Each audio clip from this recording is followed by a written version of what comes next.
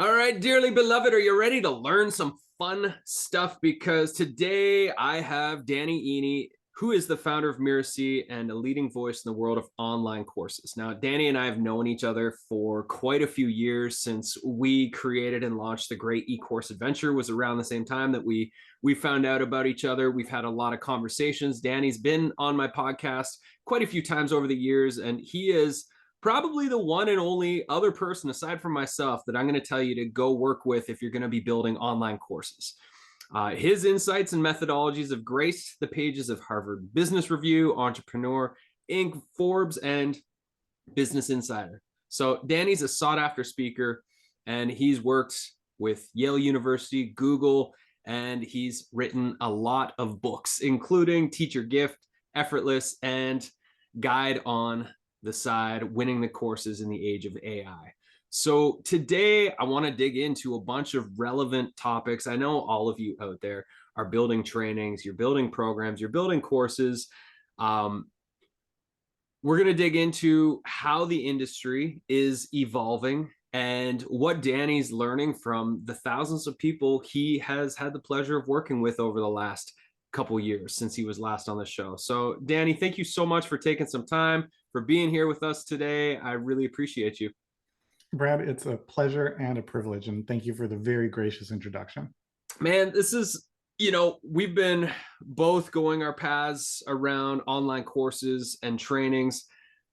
We 7 years ago, 8 years ago, whatever it is, with the Great E-Course Adventure, we did this 9-month production where we had, it was like Indiana Jones meets Saturday Night Live, where we're mixing comedy with education and teaching entrepreneurs how to build transformational courses. It was 9 months of production. It was an insane beast. We gamified the heck out of it, and it was great. And now I've completely flipped in the opposite direction, where the majority of our trainings are live. They're like part teaching, part get shit done work parties. And I'm finding that low production quality with like high live presence and coaching is far more effective at helping people to actually get the results than these like 9-month production stints where we just put our hearts and souls into making art. And I'm just curious for yourself, like, what are you seeing in the work that you're doing is like really working in the online course space? It's an interesting kind of dichotomy, but it's not an either or. Yeah. So fundamentally, if we start with how do people learn, right? How do human beings develop skills? And the skill part is important because people don't want to pay significant amounts of money for a course that will teach them about something, right? They want to pay significant amounts of money for courses that will teach them to do something. In other words, there is an outcome that they want. They need a skill in order to create that outcome. And the course is a shortcut, right? Developing that skill in less time, at less cost, with less risk of failure. So how do we develop skills? Well, there are 3 steps. The first is you consume information, right? You actually learn, in air quotes, something new. And that can be watching the video, listening to the audio, reading the text. And that's where the entertaining videos, the high production value, et cetera, it has value in that it keeps people coming back. It holds their attention. So that's great in the sense that, like, is it better than not having that? Sure. The question is, does that lead to transformation? The answer is no, because consuming the information is only the first step, right? If that was all it took, then, that first scene in the beginning of The Karate Kid where Daniel LaRusso is trying to learn karate from a book, that would have worked and we wouldn't have needed the rest of the movie. Yeah. Right. But that obviously doesn't work. We don't get good at things just by consuming information about it. The next thing we need to do is apply. And we can do that application in a very practical way, like doing actual things in our businesses and our lives, or it can be theoretical, right? Exercises, worksheets, et cetera. And then the third step is we need to get feedback about this is what you did right, this is what you didn't do right, this is what you need to change, and so forth. And the good news is that there's always feedback. The bad news is that often it is unnuanced, unhelpful, and unpleasant, right? So if I decide that I want to learn skateboarding, I can just go out there and I'll get feedback, but it's going to be from the concrete and gravity. And it's not going to make a special effort to make the lessons clear for me, right? I have to skateboard like I do then. There you go. Yeah. So that's kind of the challenge, right? You need that feedback. And where a course can really go a long way is, I mean, yeah, be entertaining, be engaging. That's kind of like table stakes. But then create the opportunity for people to apply what they're learning and for them to get feedback on this is what was good, this is what needs to be improved. Now, it's not an either or in the sense that, I mean, yeah, is low production value with opportunities to apply and get feedback better than high production value, engaging, entertaining with none of those things? Yes, but ideally it'll be, I mean, the production value is incidental. That depends on whether it's like a core piece of your brand and identity and so forth. But it should be entertaining. It Yeah. should be engaging. But the real transformation happens when they apply and when they get feedback. That's right. Yeah. They need to put it to work. And so with the work that you've been doing, what have some of the biggest, have there been any like monumental shifts in the industry in either how people are consuming or how they're buying or purchasing or pricing? Like, what are you noticing as some of the biggest changes in this industry that we're in around online education, online coaching programs? Well, I mean, the major thing that crashed into our industry like an asteroid a little more than a year and a half ago was AI, Yeah. right? Like that was the cataclysmic event. And it was cataclysmic. It's funny, like the first time I saw someone like talking about AI, like I kind of dismissed it. I tend to not jump onto the new fads. You know, I'm not on the latest social platforms. I've never had a TikTok account. Like I'm not that guy. So I was like, okay, this is another one of those things. It's going to come, it's going to go. And then I attended a presentation where someone was showing, look at all the cool things I'm doing with AI. And honestly, I was horrified. He was basically showing, look at how I'm using AI to spam all these people in all these different ways. I was like, this is terrible. And what I realized is that yes, AI is a very powerful tool and you can use it to do a lot. But the biggest impact on our industry, and this totally ended up playing out the way I saw it coming, the biggest impact is from people who are using it the way they shouldn't. Yeah. So, how should you use AI? Well, really simple rule of thumb. This is what I teach all my students. Pretend AI is an infinitely hardworking, never gets tired, but only moderately competent assistant. So if you've got that infinitely hardworking and never gets tired, but only moderately competent assistant, how would you work with that person? And that's not so hard to get your head around. You're like, okay, well, I'd give them really clear instructions, right? Also known as prompt engineering. And I would always check their work. So in other words, never ask AI to do something that you aren't capable of and qualified to do, right? Another good analogy is that AI to knowledge workers is like power tools to a carpenter, right? That power tools don't really empower you to do things you couldn't have done without it. It just saves you a lot of time Yeah. and energy. And by the way, you can also do a lot more damage. So you've got to be careful. Yeah.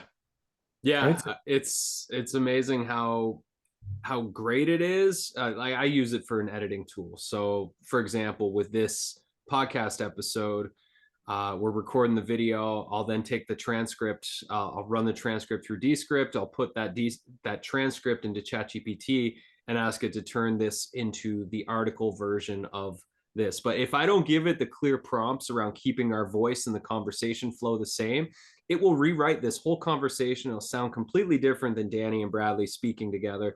It will sound like a robot version of this that is completely different than our unique voices. And that's something I found really annoying. And it's just, again, like the prompt engineering, you have to be so clear and specific with what you're asking it to do for you. well, and there, I mean, this is a bit of a tangent, but we're all kind of working against a handicap of muscle memory when it comes to getting good with using AI because we've all had 20 years of practice using Google, where basically it's like, how do I get the result I want with the fewest words possible? Right. So it's like, what are the 3 or 5 keywords that will return what I think I want? And with AI, it's the other way around. It's not here's a few, it's like you've got to give it the instructions, the details, like you're talking to a real person. Yeah. But anyway, that's how you should use AI. And if you do it that way, it can save you a lot of time, create leverage. It's great. What are some of the ways that you're regularly using AI, like this example I just gave, within your business? How are you currently using it? Yeah, so a whole bunch of ways. So to record and summarize meetings, right? Yeah. So a meeting is done, you get a detailed, like, this is what was discussed, this is what was agreed upon. It's fantastic for that. I use it for images for my presentations a lot rather than going on the stock photo sites and searching for, I need something that looks like this. And it's like, I just tell ChatGPT, I want an image. I specify I want it widescreen, 1920 by 1080. I want it to show this and this and that. And sometimes it's terrible, but often it's good and I can use it and it saves me a bunch of time and money. Yeah. I use it as a brainstorming partner. I use it to kind of double check, am I missing anything obvious? Yeah. I'm like working through a problem. I feel like I've looked at it from all the angles. I'm like, ChatGPT, pretend you are a master strategist. You have expertise in this and that. I give it all the parameters, the role definition, etc. What are the different things you would look at? And it gives me the list. It's like, oh, wait, I forgot number 4. So I should consider that one. That's so great. It's That's a great great for example. a lot of stuff. Yeah. I honestly, like, sometimes if like I'm just dragging, I use it as a coach, Yeah. right? I'll tell it, act as a master life coach. I'm feeling kind of tired, unmotivated, etc. How would you coach me? Now, I'm never asking it for anything where I can't read it and be like, that's bad advice. Yeah. Don't have the expertise to do that. I'm not going to ask the question. Yeah. And so the courses industry is not changing all that much because of people using it the right way. We're just, getting more courses to market faster and they're richer. That's great. The problem is the people who are using AI to create courses by asking it to do things that they are not capable of doing, not qualified to do, can't evaluate the quality. And what that creates is a flood of very mediocre, dubious, low quality content courses that are like information only, the kind of stuff you'd see. It's only text, it's, video with AI narration, it's that sort of thing. And they're sold for cheap because the cost of production is cheap. It's kind of like a numbers game kind of play. Nobody's trying to build a brand and earn credibility. They're just like, let's flood the zone with this stuff and hope it gets bought. Yeah. And that has created a massive erosion of trust. And it also created a lot of downward pressure on the value of information only courses. And that's a trend that's been happening for a while. Yeah. It's really accelerated. Yeah. So No doubt. it's really caused consumers to double down on the fact that they're not going to pay very much money at all for information about something. What they're looking for is how to do something and the infrastructure in the course, the coaching, the training, the support, the whatever, that will help them actually get good enough at it to get their results. And that they'll pay for. So a question that I have that kind of leads into what you were just talking about is, in your opinion, this day and age, with all of that to be said, how do creators and coaches that are in this space, how do they earn trust, in your opinion? Part of it is what we've always done, right? The drip, drip, drip of showing up, offering value, creating good stuff, and the bar is higher. You publish stuff, and people have this question. Sometimes they ask it in so many words, sometimes just in the back of their mind, but they're like, "Did ChatGPT write this?" Yeah. Right, and they're not asking it with a tone of like playful curiosity. Oh, I wonder. No, it's like the subtext is, should I dismiss this? Do I actually need to read it? Is it legit or is it in air quotes real? Yeah. And we can debate philosophically what that means, but like if they're looking, they're like, do I even need to read this? That's not a good thing for the person hitting publish.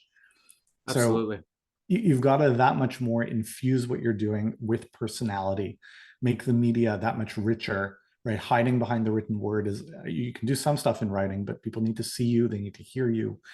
And then when it comes to what you're offering in program design, guaranteeing outcomes is really important and powerful. Pointing to the experiential elements of what you're delivering becomes that much more important, because that means there's a real there. That means that you stand behind the promises that you make. Beautiful.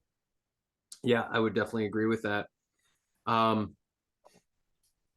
It's such a interesting time. It's such a creative time to be in the world that we're in right now, where the tools for making magic on the internet are so much more accessible and easier to learn. I mean, I'm sure you look back on your career and where we were at when you got started, where we were at when I got started so long ago, of like even just building a WordPress site without the drag and drop builders, or trying to edit videos without, without our cell phones and something like a program like CapCut to just like whip it together so fast and add B-roll. And it's just like, it's absolutely amazing.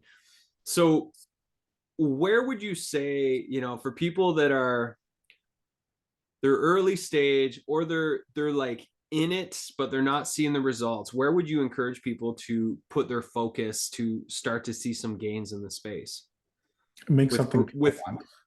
yeah, okay, great.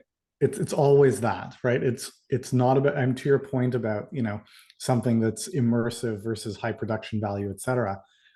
The accoutrements are all relevant later, Yeah, right? All things being equal, will a higher production value, more entertaining course do better than one that isn't? Yeah, of course. But all things are rarely equal. And that's the key thing. The key thing that really matters is, are you creating something that people really want? Are you promising an outcome that is important to them? Right? Marketing and business are highly democratic, and that you don't get to decide for anyone what they want. You can only cater to what they do, in fact, want. So, what is the outcome that people care about? How can you deliver it most seamlessly, most thoroughly? How can you get them there? What's it going to take? Really being thoughtful and creative about what they want, abstracting your expertise and your processes to kind of see underlying, what do I really need to teach them to get them there? And then how can I engineer an experience that's going to be really rich and powerful and create the outcome quickly, right? Fundamentally, again, what people are buying is a shortcut, getting the outcome they want in less time, at less cost, and with less risk of failure. So how can you over index on those three dimensions? yeah. And as far as tools that you're using, tools that your team's using, I know a lot of the people that we work with, they come in and they're just like, they're overwhelmed by, there's too many tech choices. They don't know what to use, what's going to help leverage their time and energy and creativity. What are some of your favorite tools that you're using right now? I mean, honestly, again, I don't jump on the latest thing. I mean, we've got the tools, we're using them, but to launch your course, what do you really need? You need a pen, you need paper, you need like Word or PowerPoint or something. But you should have the expertise to be able to stand up and teach in an effective way about whatever you're teaching about. If you don't have that skill, you shouldn't be creating an online course on that topic, right? You're not there, you're not ready. So everything, I mean, I tell people, your first course, sign people up, deliver it live on Zoom, or if you want, I mean, use Zoom or something else to just record yourself and send them the files. But don't invest in anything complex until people have paid you money and been happy with what you've given them, without all the bells and whistles. Yeah. Yeah, we went backwards on that one with all of our programs and courses. I mean, I'd validated my idea for years before we built the Great E-Course Adventure, but it was, it was a beast. And was it worth the effort? Yes, in the sense that it was the first time in my entrepreneurial journey where I felt like my inner artist and my inner entrepreneur and coach were like, it was married, and that set me off on a completely different trajectory in my life. But the advice that I would give creators earlier on in their career is exactly what you're saying, is like, deliver it live for the first bunch of times and do that as much as you possibly can. And then from each time you deliver it live, you can find ways to improve it and ways to make it a better and better experience. And that might be where you get more creative and think outside of the box and add some extra content that is pre-recorded, that is higher production value, or add some really beautiful guided audio meditations that might go with the experience as well. But I agree. It's most important to be live with people when you're first starting out as often as possible. The more often, the quicker you're going to improve and go through that evolutionary arc in your teaching journey. And it's not just about time to market either. I mean, it's also about, like, if I'm delivering a training to 20 people on Zoom, I can see their faces. Yeah. Like, I know right away if they're confused. I don't have to wait for 3 weeks after I sent the thing and they didn't submit their assignments or there are mistakes in them. Like, I'm trying to intuit, well, wait, what went wrong? Right? Like, just being able to see the look on their face, like, huh? Like, you get it right away. That's priceless. And you're not going to need it later, but with your first versions, it's critical. Yeah. Yeah. And what are um, your current recommendations for folks around marketing and getting eyeballs on their stuff? So you want to start close and then work your way out to the broader circle. So everyone has this fantasy of, I'm going to create an online course and I'm going to build a magical marketing machine, which is kind of a black box. They don't really have a clear sense of how it's going to work, but it's going to do its thing and make strangers on the internet somehow find them and like them and buy them. And that's all good, right? Eventually you can get there. That can happen. You know, there are lots of ways to do it. You can work with joint venture partners. You can run ads. There's there's all the channels, and which one fits depends on your situation. But the challenge with all of those is that selling something to a stranger is hard, right? There's a hurdle of establishing credibility. There's a hurdle of earning trust. There's a lot of hurdles you have to overcome. And that's fine. You can do it. I mean, obviously, people do it every day. But it's especially hard if you're doing it with the handicap of, you know, when you say, I've got this course, do you want to sign up? The two first questions that are automatically going to go to someone's mind are, well, who else has gone through this course and what have their results been? And if your course is so new, which most people who are stuck, that's where they are, that your answer is going to be, well, nobody's gone through this course before. I don't have any significant results or case studies to point to. And that's not a criticism of someone's expertise or experience. It's, you know, when something is new, that's how it is. When I launch a new course, that's how it is. So that's an extra handicap that makes selling it to strangers really hard.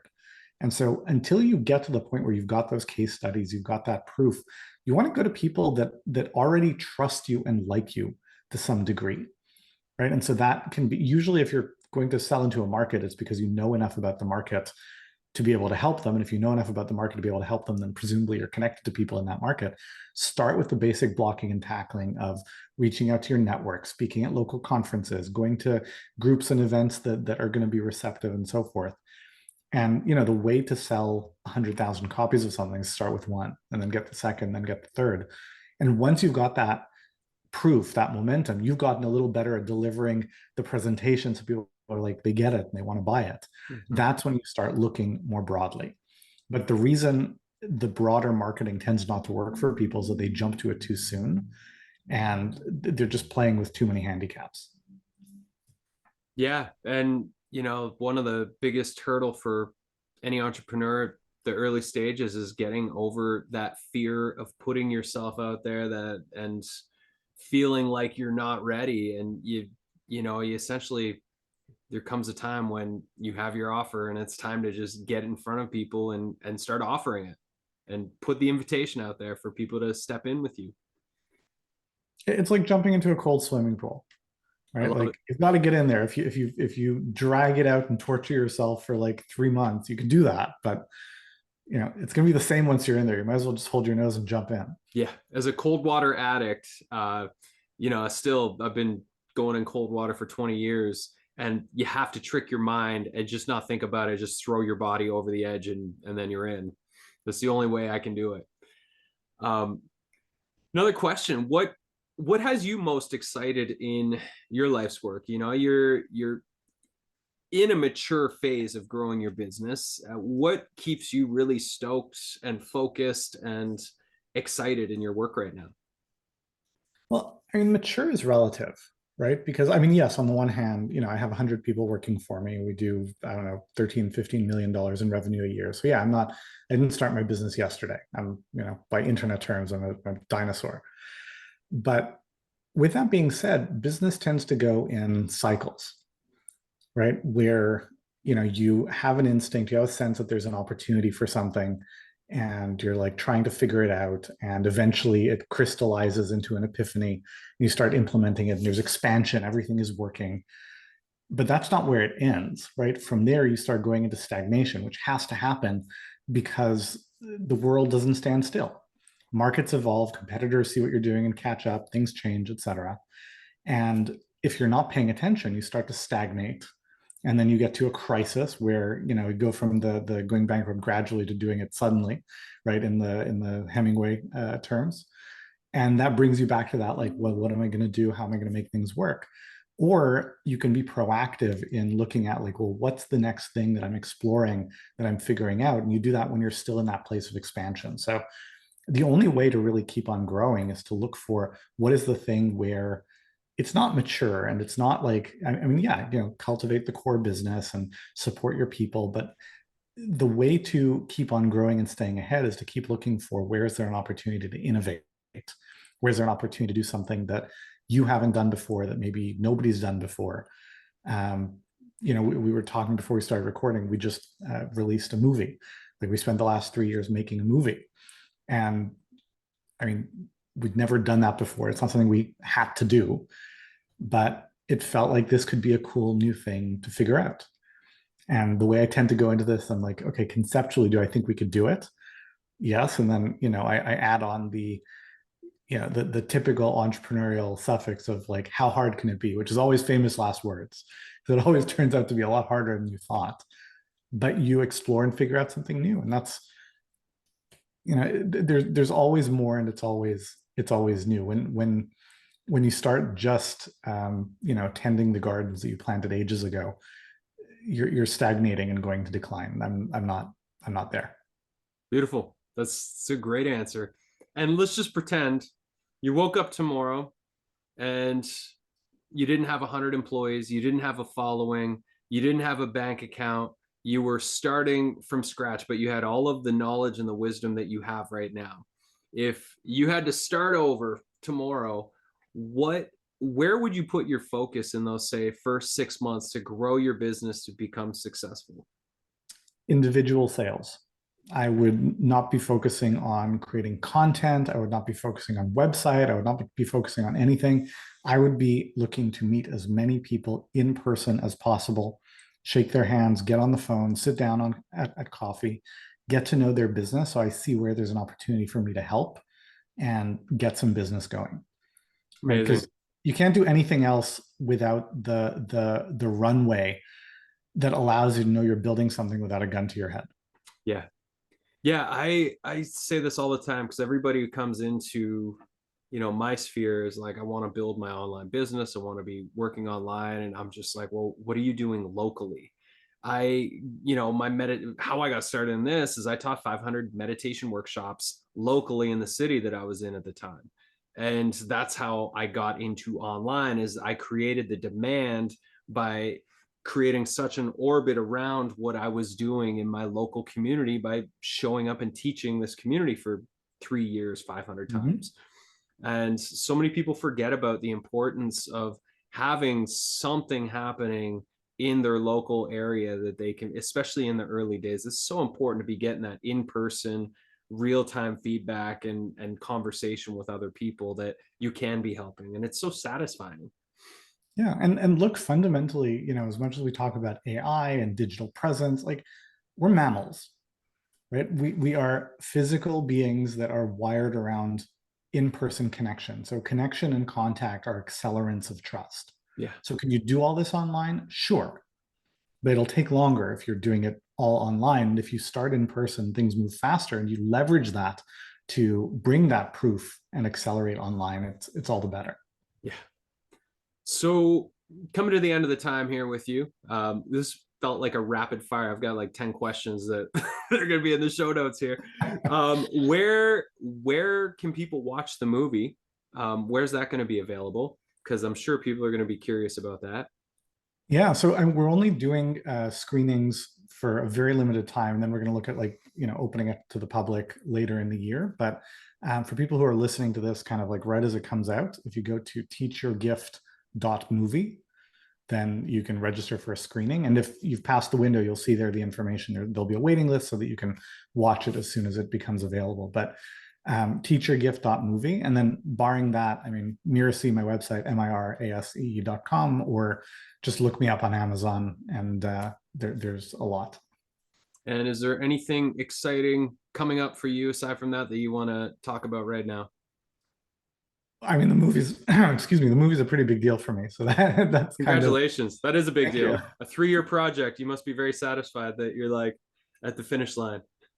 Well, I'll tell you what, I'm so close to it that like I've lost all ability to objectively say whether it's good or not. But what I know is that other people have told me they liked it. And for me, I had to watch it like 12 times in the process of making it. And even the last time, I didn't want to put a fork in my eye. So that tells me that it's pretty good. I know the feeling with all the audio stories we do of Magic Kids. It's like I listen to each and every one of them so many times before they go to market. And yeah, that's beautiful. I appreciate the work you're doing, you know, the ripples you're putting out to the world through all of the people who have influence and are making a difference in the world. Like those are some big waves that you're sending out there. So congratulations and thank you for that, for making the world better. Thank you, my friend. And good luck with the movie launching. I'm looking forward to watching it. You're here. I hope you love it. I will. Thank you very much. Thanks, everybody.